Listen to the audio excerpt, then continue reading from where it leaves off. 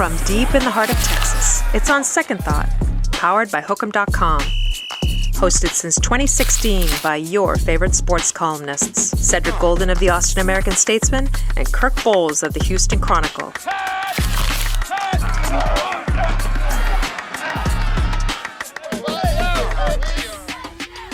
Let's do it, fellas.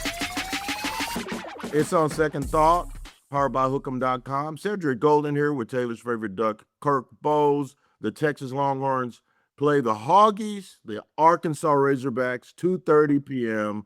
on Saturday, and then they get the Aggies on Black Friday. Duck, after they blew that 21, they gave up 21 points in the fourth quarter to Georgia. 2 days later, we're walking to the car after the presser, and I go, we got to get Rob Babers. We got to get Rob Babers on the podcast. We got to find out what the hell's going on with this defense. And so we got him.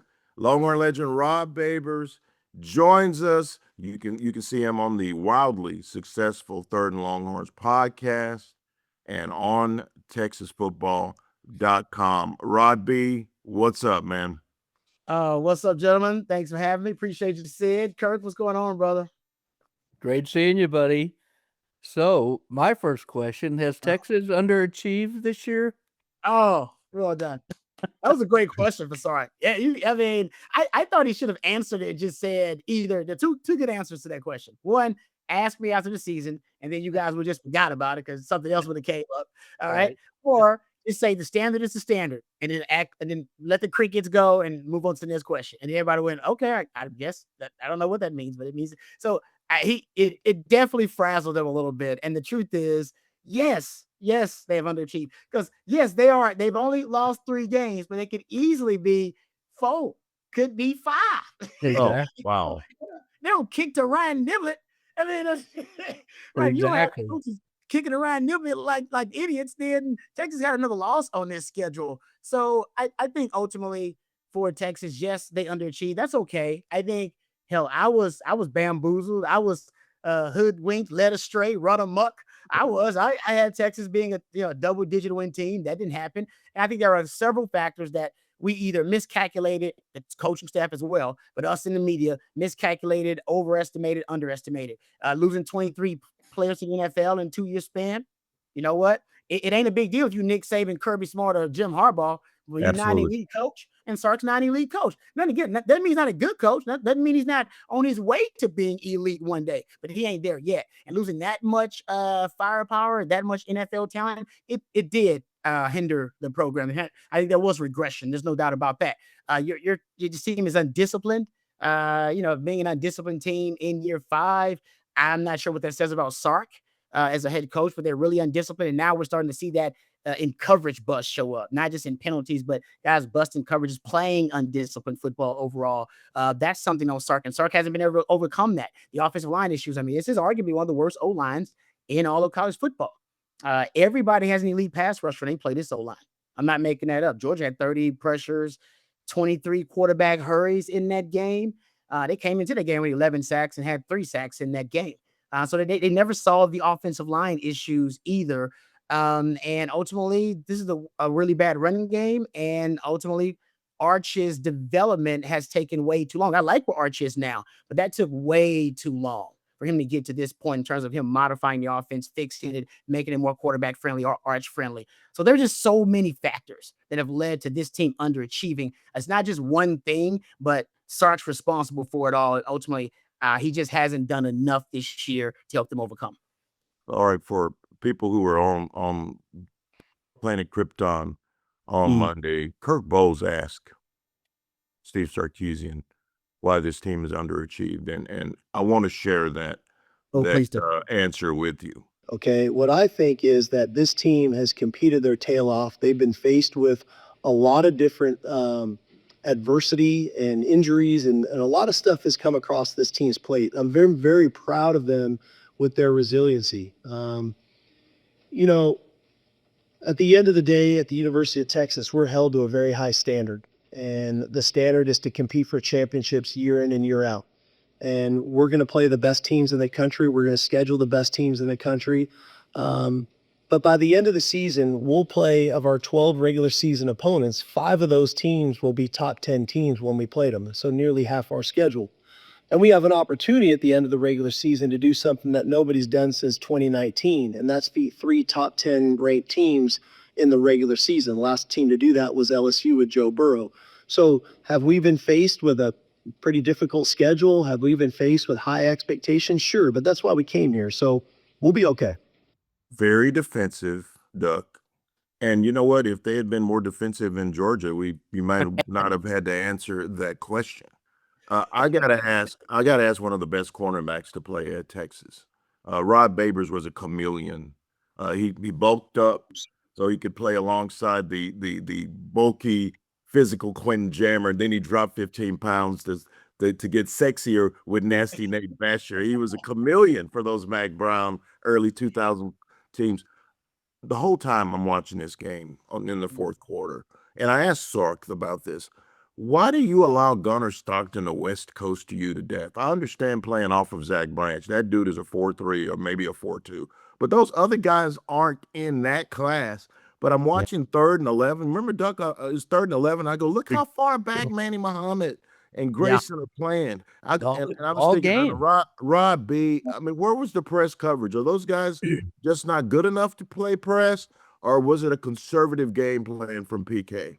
It's interesting, Texas just doesn't play a lot of press and don't play a lot of man. They haven't really since PK's been here. The interesting thing is, Sark, I have a quote from, a couple of years ago where he says ultimately that is the goal for them to play more sticky press man coverage. Now, this was a couple of years ago, actually, before the Washington game. But he said it, and I started to look at the recruiting. You look at the type of athletes they're recruiting, the Kate Phillips of the world, those types of young players. It looks like that's where they want to go to. They're recruiting these long, rangy corners who do specialize in man coverage and can play press coverage. But we haven't seen that evolution just yet. So last year, Texas played the same. They played off. I mean, Jahdae Barron would play 7-8 yards off. He wouldn't play a lot of press. But what Jahdae was great at was reading the quick game. Oh, yeah. And my biggest problem with these guys is they react to the quick game. They're 8 yards off and they're retreating. They're 8 yards off and they're shuffling. They're 8 yards off and they're backpedaling. But if they were reading the quick game, it would bring them closer to the actual catch point. So when you read the quick game, Rod, explain the quick game to the ladies. So back in my day, it was a 3-step drop, right? Quarterback is under center. Now they're in shotgun all the time, so they're not in the center. But still, the quick step is the quarterback come immediately up, whether it's RPO, which is a version of the quick game plus run game, or whether they're throwing a quick hitch, an out, or a slant. The quarterback's going immediately. You're going to see him. I mean, he can't. There's no way he can hide that. He's going immediately. You're going to see his throwing motion, and he's going to come up to throw that quick route. When as a DB, either in zone or man, I'm reading the quarterback first because I'm reading to see as soon as he comes up like that, I know, he's throwing something really quick. I need to stop my feet. Now, I don't have to pursue right away because he say, oh, man, it could be a double move. It could be. So I don't have to break on it right away, but I will stop my retreat. That'll be ready. Right? And I confirm the quick game because my eyes go from that quarterback who's like this to the receiver. And if that receiver, if he's running the out or if he's running a slant or he's running a hitch at that point, then I can go.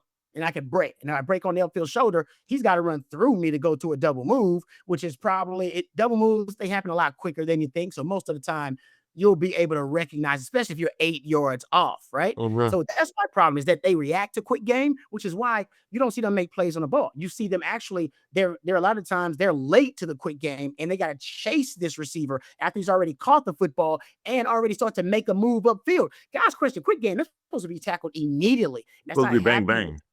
Bang, bang. It's not because they're not reading it. They're just reacting to it. Now, Coach Akeem back there. So Coach Akeem's the one who taught me about reading the quick game. And I watched Jahdae Barron. Jahdae Barron would read the quick game. He read it really well. And I think ultimately that's part of why they give them so much easy stuff. You're going to play off. They don't play press. They're never going to start playing a lot of press.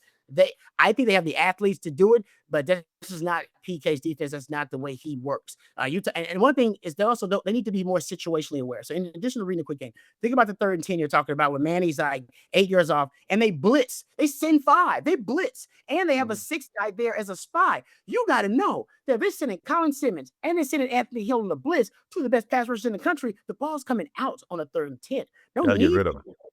You shouldn't be overemphasizing the deep route at that point. You should be ready to break at the sticks because most routes on third down are going to the sticks. And it seems like there's some situational awareness also that's lacking in the secondary, because that, to me, that's one that you should have been picking, trying to go to the house, man.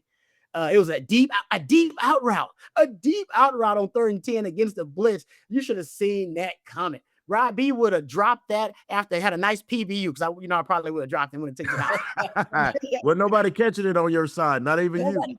But in the big games, I did catch him, so maybe I would have caught that one. But my point is, situationally, a guy like Janae Barron would have been ready for that. He probably would have picked it off and went to the house with it, because he'd have known there's no way they're going to try to throw it out. If I'm not mistaken, it was to the wide side of the field. Yes, Deep out, wide side of the field. When you go on to a 5-man blitz, how do you not know that ball's not coming out immediately right there? Immediately. And so that's last 3 games. Last 3 games, Rod. And they hadn't did one play on the ball, guys. Not one PBU, not one interception by the DBs in the last 3 games. How is that possible when they're throwing on you so much? And it's 12 touchdown passes in 3 games. 12. And that's not a Dwayne Aquina secondary. He's got to be so frustrated. I don't know if he's got how much input he has in this, but I don't recognize it. You play for Dwayne, so I did.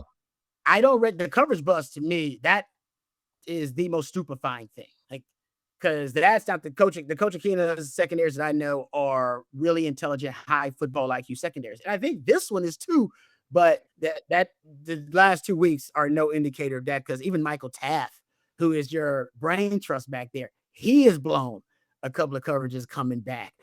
So that's disappointing. So I will say this about Coach Aquina. He played a lot of man. Like when I was there, we played mostly man coverage, mostly press man. When he was at Arizona, they was playing a lot of press man. Coach Aquina's a man coverage guy. So in terms of your question, Kirk, about how much input he's had, I don't know. I was talking to Coach Shipley about this the other day. Coach Shipley said, I don't know if he's got that much input at all. Because the Coach Aquina I know wants guys to be aggressive and play man coverage. Exactly. And I haven't talked to Coach Aquina for the record. I've not talked to him. I was going to reach out to him. And I thought he probably do not want people reaching out to him right now. He got some stuff going on. I wish they have a better game and I'll reach out. But I will say that made me think when Coach Shipley said, nah, man, it doesn't feel like to me Coach Aquina has much input, because they play a lot of man. He's known for playing man. That's his number one adjustment is, we're just going to play man. Screw it. Y'all busting coverages. Y'all can't read routes. We're just going to play man to man. You got that dude. All right. You athletic. Yeah. Texas athletes. You should have some of the better athletes in the country. You should be able to line up against everybody except maybe Ohio State, right? And then like maybe Georgia now, and be able to line up and play man to man. And Texas has not been doing that in the PK era. I'm not sure what the reason is for that. Why does Kirby Smart see Sark coming from a mile away? Why does he have Sark's number?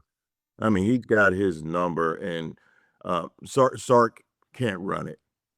Can't run it, can't protect. And it's not a Johnny come lately type thing. It's a trend. It's 3 straight games. Same script, same result. Why is that, Rod? Oh, and let me preface it. Oh man. You know where I'm going here. I know you're going. Mac Brown had a Bob Stoops problem. Yes. And that was during the Rod Babers era. Yes, he did. And Mac Brown had All-Americans on that team and could not figure out Bob Stoops for anything, giving up 60 burgers, 4 straight years of frustrations. Eventually figured it out when VY's, left one dropped in 05. But what are the correlations, and why can't Sark figure out this puzzle?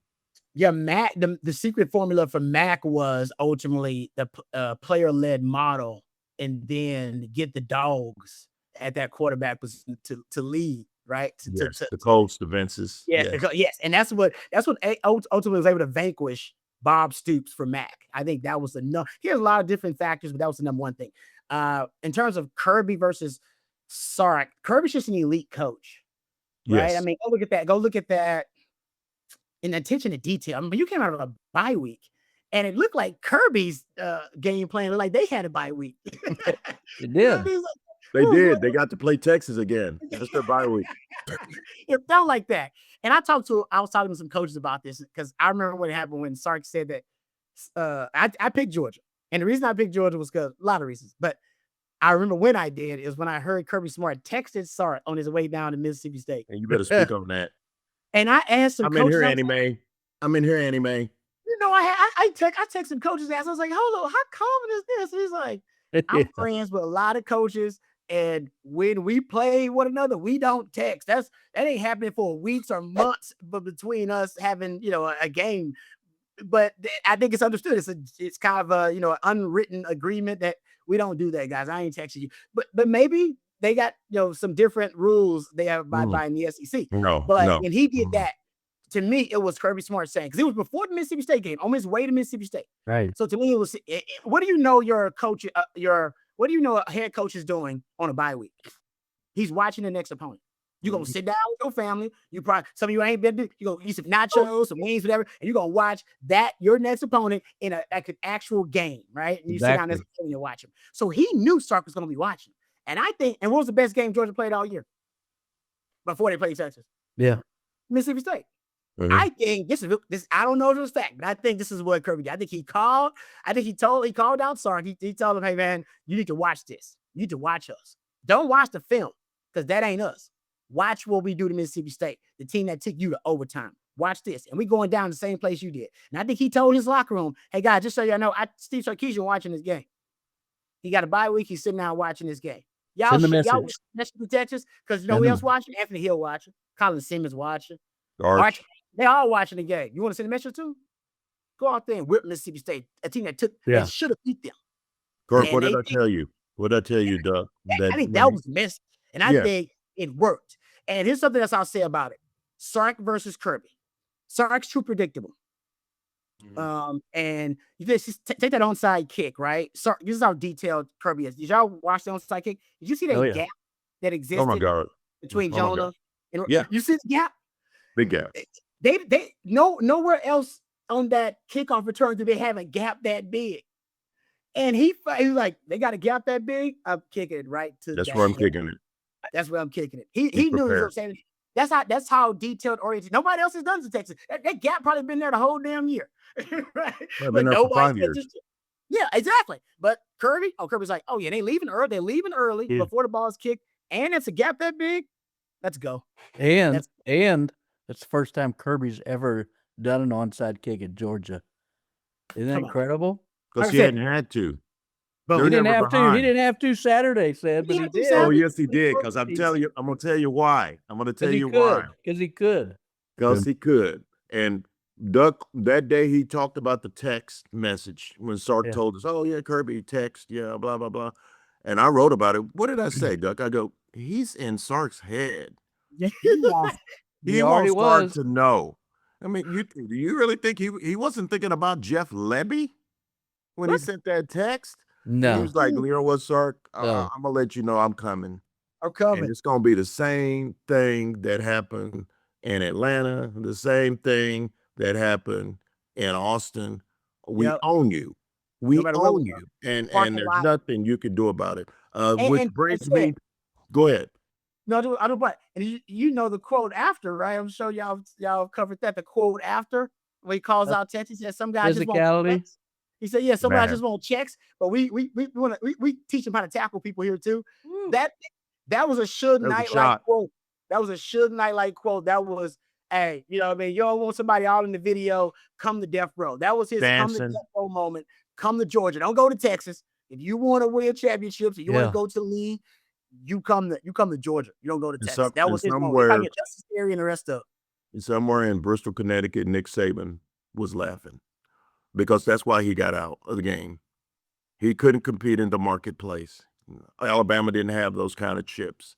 And that was an old school football coach taking down a team that's got unlimited resources. And I think Sark can figure it out, but it's gonna have to be different. Do you think he's going to make changes on this staff? I think he needs to. And if he does, who do you think he's got to take a long, hard look at? If they, depends on how the season ends. You know what I mean? If they went out, I don't think he's going to make a change at all. I agree. Almost empowered that. See, I told y'all. Got a moment. I agree. Like Sark, listen, Sark, he was asked about, hiring an offensive coordinator earlier this year, a new play caller this year, and we see how he handled it. He does not want to give. No, he don't like that. He don't like the fact that y'all asked him. He don't like the fact that y'all even brought the question. It was like, it took like year 4 to bring the question up. It's not like they was asking year 2. And Allward Richardson prefaced it so nice and so sweet, put it on nice little packaging and stuff. And he was like, no, because I'm a good they hired me because I'm a good play caller. No, maybe they hired you because you could eventually become an elite coach. And let me ask you this, Rod, and this is the game within the game. Yep. Kirby Smart's got an elite defensive coordinator in Glenn Schumann, and then Bobo, the OC. He's got time to work those reps on the sidelines. Sark doesn't have that kind of time because he's in the playbook. He's in the playbook because and Kirby is so good at working the refs that he can cheat. He can cheat. He can say that he didn't call a timeout, and they go, okay, you didn't call a timeout. We'll reset the play clock, Kirby, even though there's 1 second left on the play clock. Okay, Kirby. So he's got that mental edge over the refs. Sark doesn't have that. Do you think, number one, that he should hire a slick, young OC so he can be more of a full-time coach on game day? I don't see. I get why it's a pride thing. He doesn't want to give it up. But when you're at a school like Texas and you can afford to go get the best, like the best of the best, like he can go get the best young play caller out there. Why wouldn't you just bring him in? You can still call the plays, or you could still have the veto power and say, "You're still in that room. Still got the headset." Yeah, you still got the headset, but you still have another great mind that you're adding to the brain trust. But I think ultimately this is going to be the test for Sark, guys. The test for Sark is about ego. It's about ego. And that's why this ultimately, I know this season is a disappointment for folks, but it really could be a referendum on Sark overall. Because he has stated that every offseason, man in the mirror moment happens. Look at myself, look at my team, my program, where are we? Now, that's been easier to do because he's had a linear progression. Every year they get better. Every year they getting better. So he's like, hey, we're getting better every year. They ain't having this year. So we had regression. What was the reason for the regression?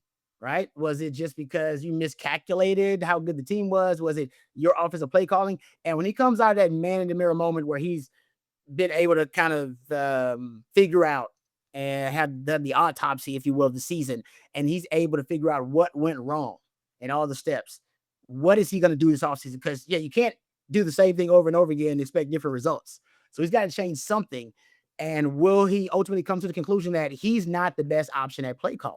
Like Ryan Day just went through that. We just literally watched Ryan Day go through it and end up winning a national title because he realized I'm not the best option. There's a better option than myself. I'm really good, but there's a better option out there than myself calling these plays for this team to win more games. I don't think Sark will ever get there. And I think ultimately that could limit him as a coach. Now, maybe he evolves as a play caller, but right now he's not evolving as a play caller. He just regresses as a play caller. Your red zone offense, just the worst rushing game you've had as a play caller. You're one of the least explosive teams you've had in terms of a play caller. So my thing is, I believe Sark he's got a lot of pride and ego. He's gonna give it one more try another year. And ultimately, I hope it doesn't fail because it used to be Arch's next year too. Oh yeah. Yeah, it's gonna be big. It's a big Arch year. And I think there'll be a lot of pressure for them to add pieces. So I think they're gonna go crazy in the portal. Because the big criticism is they didn't do anything in the portal and thought they had all the answers. Turns out they didn't. I think you'll go crazy in the portal a little bit to offensive line, O-line, wide receiver, running back. We might go a little wild in the portal just to make sure that, hey, let's give Arch all the. And he doesn't want somebody else calling plays for Arch. When Arch goes Heisman #1 overall, Sark wants it to say Sark called plays for Arch. Don't y'all think There's more money. There's more money. He ain't giving up Arch, guys. He ain't. You don't want to be the guy that couldn't develop a Manning. He ain't giving that. He's not changing. He's not changing. My question to you, Rod, is should he make a change at offensive line coach in Kyle Flood? He's been with Flood for a while, right? He's been with Flood since Atlanta. Flood together in Atlanta. He likes him some Kyle Flood.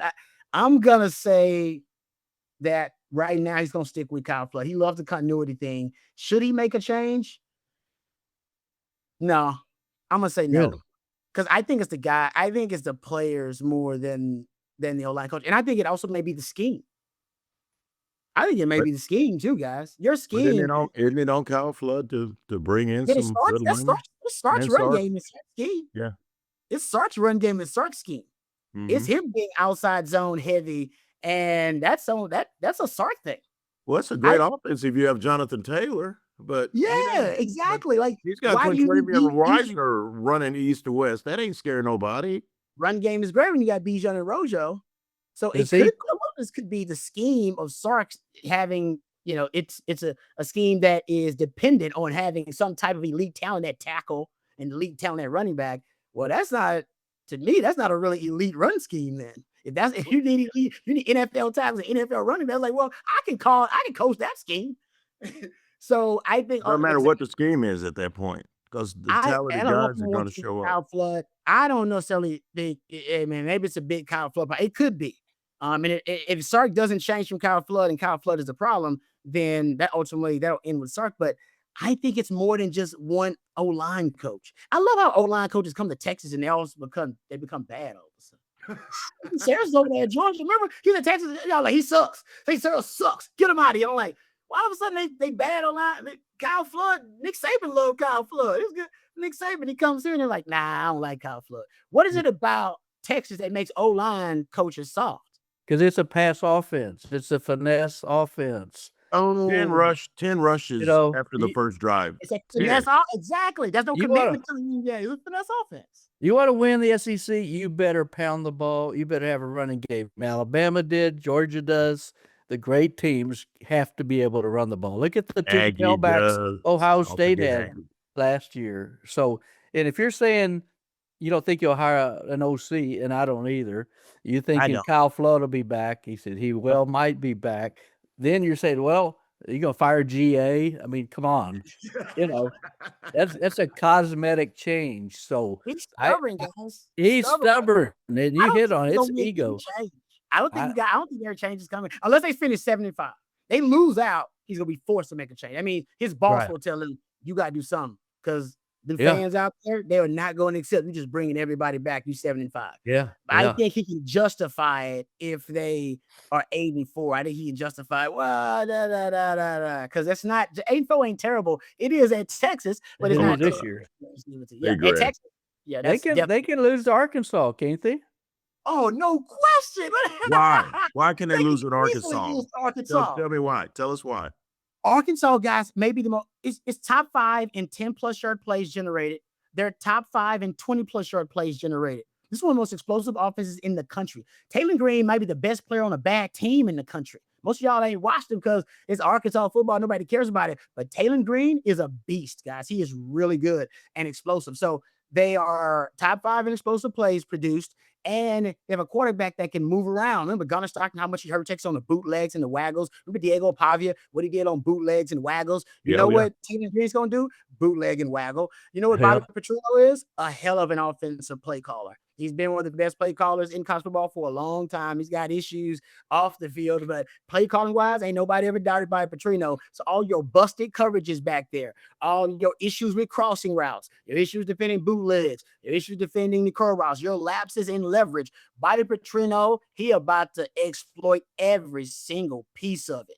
And you might not have Anthony Hill. You might be missing your best defensive player potentially, the guy who is the foundation, right? He is you look at it, the soul of that defense. The straw that stirs the drink. Especially he ties the back end and the front end together. And you're going to lose that guy after having 2 of your worst defensive performances in the secondary of the season?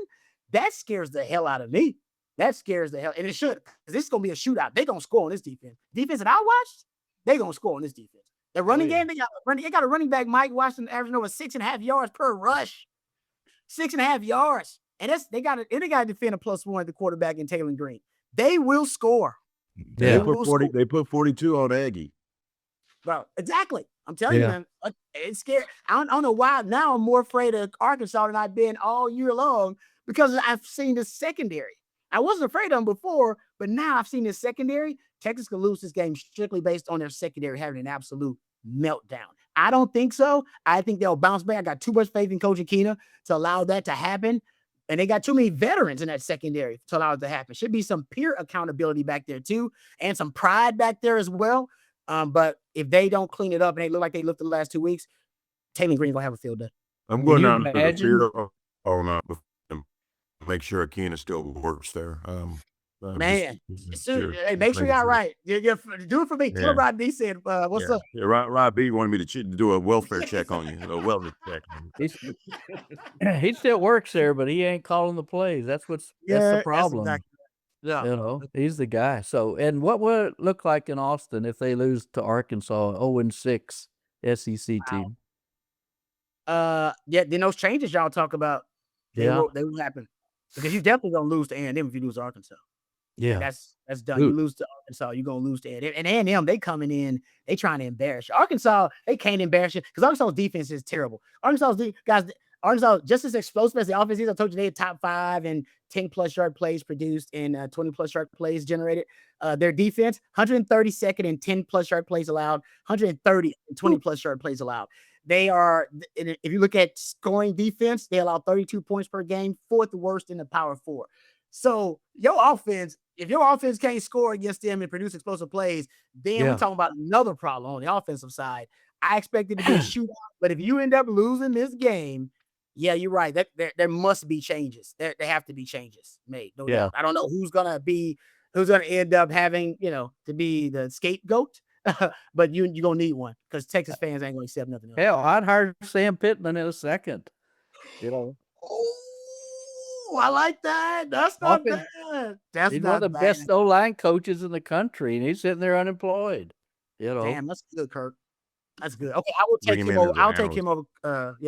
I'll take him. Take him over Flood. Yeah, I'll take him over. I would too. But you think, Robbie, you think they're gonna win the game? I do too. I think they're gonna be Arkansas, but I don't know that it's gonna be easy for them. You said they were going to crush them, didn't you? I thought you wrote they're going to destroy Arkansas this week. Yeah, I read that. My said Golden Statesman column said Did I say that? They're going to destroy Arkansas. I can go in there and edit. I need to go in there and do a quick edit. Did I say destroy? Did you use the word destroy? You don't read Golden. I didn't say that, did I? Yeah, I went back and read it 5 times. He said destroy. My God. Nobody reads me 5 times. People don't read me 1 time. So I know you did read it 5 times. Okay, no, this all said to be right. Because Taylor Green, as good as he's been, he's got 10 interceptions, I believe, on the season. So we'll throw it to the other team. They're one of the worst teams in the country in turnover margin. So if Texas could turn the football over, that'd be great. But like I said, the DBs aren't making plays on the ball. When's the last time you saw a DB make a play on the football? It's been a long time. So that concerns me. And also, I agree with you said.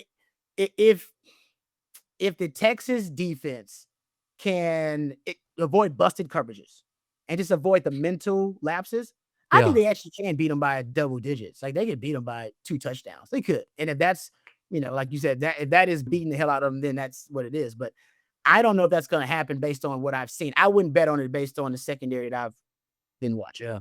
Yeah. I got a question too about the draft. 12 players last year, 11 the year before. Yep. I wonder if we're looking at maybe 5 Texas players getting drafted next spring. Who we talking about? We're talking about Ann Hill. Ann Hill. Taft, Malik Muhammad leaving, right? Yes. Man, he'll leave. I bet he'll leave. That's 3. That's 3. I don't. Is Ethan Bird going to get drafted? Who? I don't know. Well, he looked bad against Georgia. I don't know. Everybody looked bad against Georgia. After Hill looked pretty good. Trey Moore. DeAndre Moore? I don't know if he get drafted or not. Moore, no. Trey Moore. That's a good. I'm not sure. Yeah, because he's undersized for the league. DeAndre. Did DeAndre Moore? Does he leave? He can come back. He needs to come back after this year. So DeAndre Moore needs to come back. Yeah. Well, here's the thing. We talk about draft, and the one thing we used to talk about draft all the time, but now you can come back and get money by coming back, and now it's not as big a priority. If you're a 4th, or there are guys that were starving that were 4th round, 5th round picks and still had to leave. But if you're a 4th round pick now, you can still come back and make $300,000 or $400,000 and be good. You probably got $1 million in bank. You're a 4th round. These guys. Is that hurting college football, Rob B? The lack of hunger on some of these teams. These guys are sleeping on silk sheets now and driving around in Lambos. Like Kirby said. Yeah, like it's hurting Texas. It ain't hurting Kirby. It ain't hurting Kirby. Right, Kirby found a way either to cultivate a different football character up there with guys making money, or maybe he's recruiting a different type of mindset of guys because they're making money too, but they keep that dog in them. And that's the thing about Texas. You wonder like, is it? Yeah, I mean, I've talked to DeLoss Dodds used to say this like it's easy to get soft at Texas. Easy to get soft. Life is good in Austin. Living in Austin. Yeah, Austin, life is good. Campus, honey. Campus is beautiful, beautiful women. You know what I mean? It's a good life. It And is. so you gotta fight against it, is basically what he was saying. Like, you gotta fight against it. You gotta fight against everything. Like, no. I gotta callous myself up. I gotta, whatever it is psychologically, you gotta psych yourself up. Like, make yourself the underdog, put in the extra time and work. And I do wonder, how Sark is gonna battle against it, because that's clear that, I'm not saying that the team is soft, but they're distracted. Yeah. They don't play like a team that's focused. No, read their clippings, I guess. Can you manufacture hunger though? No, you can't. It's inside. It's in your chest, like Rod B. You show up at practice the next day after you went to Roost Chris the night before and had lobster and shrimp, surf and turf. And I'm not saying you shouldn't go to Roost Chris because we love Roost Chris, but these guys have it way better than you had it, Rod. Rod, how much money did you have in your pocket when you were at Texas? Because if they were paying you, it wasn't that much. It wasn't that much. It was overdrawn a lot. I remember calling parents like, "Hey, my account's overdrawn. Can y'all just throw like $40-$50 in there so I'm not overdrawn?" So I can go get some go get them 2 tacos from Jack in the Box off the dollar menu. Yeah, man, it was a different. Because Roy Williams was driving around in a Toyota Tercel. I mean, that thing was so little. I couldn't believe there was Roy Williams that got out of that car. Yeah, and I know some guys probably got a little something, but it wasn't. Guys, except for most part, I remember most of us was broke, and I was stealing food from the dining hall. But you were hanging out with Chris. But you were hanging out with Chris Sims, though. You weren't starving. You were hanging out with Chris Sims. That's why I love my boy Sims, and I love my man Shano, because they took care of guys on the team. Kyle Shanahan. That's our original NIL was Shano and Chris Sims and the black color. There you go. There you go. And I was like, woo! So that was our first NIL. But you're right, man. Now, and by the way, they deserve it. The guys deserve it. We should have been making something like that, and I'm glad that now they're getting a way to maximize their value, and guys are getting monetized. That's a good thing that they can monetize their skill set. Yes, sir. But yeah, you're right. Coaching wise, it's I always say it's tougher than ever to raise a kid because of everything going on social media and all this kind of stuff. And I agree, because I know I got a 2-year-old I think about that with. Yeah. I think it's tougher than ever to have a constructive culture in football. I mean, we were praising Sark for that. We're praising him for his culture. Of course. I was a year ago. And now we've just seen some, we've seen some cracks in that culture. That's all it is. So I'm gonna give Sark props and say that he can fix it and figure it out. But there's no doubt when you play Georgia, you look soft. Period. You play Georgia, you look soft. It'll look soft for everybody. You play Florida, you look soft too. And after bye week, I knew 5 minutes into that Florida game they were gonna lose. When that ball kid was running 12, 13 yards. And I had to look him up. Who is he? Those numbers weren't that great. Those numbers weren't great. But that's after bye week. He looked like Emmitt Smith against Texas. Yeah, 2 of their losses off bye weeks. All 3 of their losses. Yeah. Ohio State, you got a whole summer. Florida coming off a bye. Georgia coming off a bye. That's a problem. What are they doing during the bye week? Did they fly to Vegas and hang out with CeeDee Lamb at the Red Rock Casino? I will say no, but the guys do travel now. They can do whatever they want during the bye week. They got money. Exactly. Big money. They used to be stuck in Austin in the bye week. I can't even download now. Bye week, do whatever you want to do, man. I'm gonna go to LA just for a couple of days, guys. Got to go to Cabo with Jason Whitney and Romo. Cabo. Yeah. Do you think does Anthony Hill have a broken hand? And if he does, he may not play again for the Longhorns ever. Oh man, that's deep, Doug. That is deep. That hurts my heart to hear that. I was talking. He got money. He's got money on the line. Why would you give it up at 7-3 when you're gonna be a top 10 pick? What do you think, Rod? No, y'all are right, man. I'll talk to some players about it, and they were like, he definitely needs to hang it up. Like, well, it's not even a discussion. What are we talking about here? A guy like that who's gonna be drafted top 15, I don't know, top 15 pick somewhere around there. And Texas isn't playing for a championship of any kind. Right. Yeah, man, you hang it up for the rest of the season. And I hate to say it, but I agree. It should be there on the sideline. I'm sure he'll be there supporting his team. But at this point, yeah, you gotta make some business decisions. I respect it. Nothing wrong with that. Man, guys had a hell of a season too. But who knows? He may decide that, hey, I don't care about none of that, guys. And this is why this is gonna be such an interesting close to the season. Because they're not playing for championship. College football playoff is, I mean, that's pretty much done. They're not going to make the playoff, Rob B. You ain't going to make the playoff, right? They're not going to You're make playing for championship. These guys talk to, they have agents. They have agents. They got agents even telling them, hey, man, some of these guys are being told, hey, you might need to make a business decision. Some guys are being told, hey, I'm looking for you to hit the portal after this. I got some business deal I'm working on. I think this other school may get you. I mean, there's a lot happening behind the scenes. How many guys are focused and committed? Hell, we even hear behind the scenes, Sark got stuff going on behind the scenes. Look out. Well, look out, right? Hello.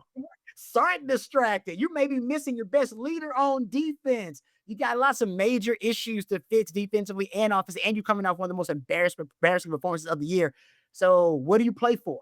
What's motivating these guys? This is literally the question we were just talking about. This is the money age for college athletes. They got money. It ain't money they're necessarily playing for here. They're comfortable, right? What are they playing for? Are you motivated to play for the name on the front of the jersey and the name on the back of the jersey, right? There are certain guys who come to play at Texas and guys who come to play for Texas. So these last two games will be all about the guys who want to play for Texas. Anthony Hill, I ain't talking about you. You did your thing, but all right, so you go sit on the sideline and be a coach. But for these other guys, what are you playing for?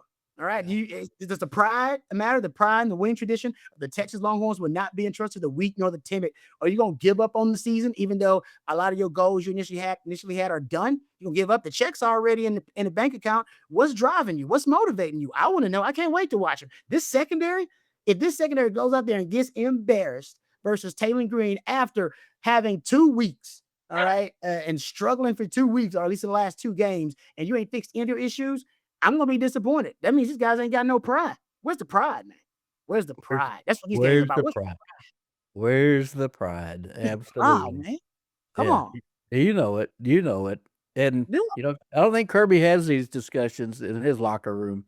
He knows they got pride. And he knows they put their bodies out there. That's the thing about the onside kick. It almost looked like the Texas players were trying to avoid it. I didn't see anybody going after that ball. They didn't know. They didn't see it. No. Well, he did eventually. That fool, if he was thinking, he would have scored. He would have scored. Oh, yeah. Oh, he was just making sure he had the ball. Man, you keep running. You would have scored. Yeah, that was embarrassing. That was really embarrassing. So, I don't know. We all picked Georgia last week. You're scaring me into picking Arkansas, Rod. I mean, I'm not picking them, but I'm just saying, like, I wouldn't be surprised if Arkansas beat them. That's why. But I will say they bounce back, right? We have not had, this is the problem. We have not had two games back to back, right? Transfer. Like we haven't had a good game back to back from this team. We haven't had a bad game really back to back from this team. They seem to, to back really well. So I think we're going to bounce back as a group. If we get our first really bad performances back to back from this team, and maybe we know some of these guys have given up on the season, and that would be really disheartening. They're giving up on the season. I'm going to tell you, I thought Mississippi State and Kentucky were 2 bad games. They just happened to win them. Yeah, they did. They just happened to win those games. The offense didn't show up. Kentucky game. They turned that Kentucky field into the biggest escape room in America. They should not have won. Not one. That is fair, but I will say, if you look at all 3 phases together, then we haven't had back-to-back. But you're right. Offense has had like 3 straight games of terrible games. But you're right. But I'll say all 3. Because remember, Niblett saves you for like 3 straight games. Niblett saved the season. If Sark right now, I don't know how he feels about Ryan Niblett. I know he likes him. That's why he keeps putting him on offense. But for years, I'm talking about after Ryan Niblett long retires and he's got a family, Coach Sark needs to be hitting that dude up, sending them Christmas cards. Break him off. Break him off. Your damn season multiple times this year. He saved you. He saved you. And if Warren Robinson doesn't hold, things get interesting in Georgia. Ron. No, that was. He's especially to every game. I feel like I thought Jeff Banks was going to take a swing at him. I mean, Jeff Banks was in. Wow! Oh my God, he was so mad. Because he was gone. The guy Niblett was 10 yards ahead, and Ryan Niblett and Warren Robinson took the guy down. Put your hands up and fall on him. Like you put your hands up. Just put your hands up. What are you doing? Yeah. I know. It's frustrating watching this group, man. It's frustrating watching them because we know they're talented. We've seen them flash but they have not put together any consistent performances for the most part. Only the front seven in the Texas rush defense has been consistent all year. But Maybe the punt return unit, but other than that, I can't tell you what's more consistent. It's the disappointment. That's the only thing consistent. Rod, And the lack of discipline. always so much fun. Always so much fun to talk to Rod Babers because it's a football lesson. It's a conversation, and people out there are probably even more broken than they were before. These are real. This is the TED Talk. This is a real life situation, and we had to bring a real life analyst in here to give the hard truths to what's affecting the Texas Longhorns. Yeah. And so check him out on TexasFootball.com and check out that great Third and Longhorns podcast. I raised those guys on that podcast because I had them on this podcast. Rod Babers, Alex Okafor, Derry Johnson, Fozzie Whitaker. They've all been Fozzie blowing up on ESPN. I watched him tonight. Isn't he doing great? He can't even. Matter of fact, we're gonna go record right after this week's episode, and he can't do it because Fozzie's too busy. Too damn busy doing Fozzie stuff. For a meeting. We got another meeting here, so he deserves it, man. He's blowing up. He's doing a great job, and honestly, that podcast is so much fun. I feel bad calling it work. I tell my wife I got to go to work. Rod, Kirk, I don't think you were at Pro Timing Day, but they were at Pro Timing Day, and they were at a table over there. And Rod, I know you remember this. You already hold a break, and I walked over there, and I go, "You're welcome." I taught y'all how to do this. Oh, they all broke up. And the host, the white guy, I don't know what his name was. He looked at me. Truly. Oh yeah, he's like, "Who the hell is that?" Oh, that's sad. I was like, "Dude, I made your job extremely easy. But it's a must watch, guys. If you're not watching Third and Longhorns, you're missing out. Those guys are having fun and they're talking football just like we just did. And Rod, it's such a pleasure. We'll have you on again before the Blue Bunny Bowl. And do they even play that anymore, Doug? I don't know, but I did. You're right. I don't know what it is. It ain't gonna be a bowl. It's a Texas bowl. Texas Bowl. Rob B, you got to go to the Texas Bowl. That's your hometown. You got to go if they go to Texas Bowl. Right? Depends on who they playing. I'll tell you. You know who they playing. I got flashbacks to that Arkansas Texas. I was going to say, depends on who they playing. Borderline ironic. No more Houston. No more Houston. No more. Rob, we appreciate it, man. We'll catch up soon. Appreciate you. Thanks, friend. Doug, that's one of the best conversations we've had all season. That was one of the most honest, too. Well, that's the thing that makes him one of the best analysts. And what we do is he has a player's perspective. He knows the mental side of the game. And he's also extremely, extremely smart and can look at all of the analytics. And he's got the numbers. And I've been saying for years that Ron Babers should be coaching. He should be coaching. Of course he should. Absolutely should. He's very successful, but I think he'd be an asset on this staff as an analyst, at the very least as an analyst. So, but I'll just ask you point blank: Texas is not going to blow this game, are they? They're not going to lose to Arkansas, because if they are losing to Arkansas, then it's really off the tracks. They could. But are they? I don't know yet. As we tape this on Wednesday, I honestly haven't made my pick yet. But what are you going to find out between now and Saturday that you don't already know? It's not like you're going to practice. Just the vibe. It's the vibe. You know, talking to Sark tomorrow. Don't sit on the toilet and not do. Well, who are you picking, dude? I'm taking the Longhorns. They're going to bounce back. They're going to win this game. It's not going to be pretty, but they're going to win this game. They're not going to lose to Arkansas. They're going to make some big plays in this game. And it's going to be high scoring. I think it's going to be like a 38-24 type game. They're going to win it, though. By 14? Yeah. They're going to win by double digits. Yeah. I don't see that. Well, make a call and quit guffawing. Tell me what's going to happen. You've been doing I'll say Texas by 1. 1 point? Yeah. Like what? 38-37? Yeah, 35-34. Really? Did you not go to the Kentucky game, sir? That's at Kentucky. Did you not go to Mississippi State? That's at Mississippi State. They play better at home. Don't you think Arkansas is better than Kentucky and Mississippi State?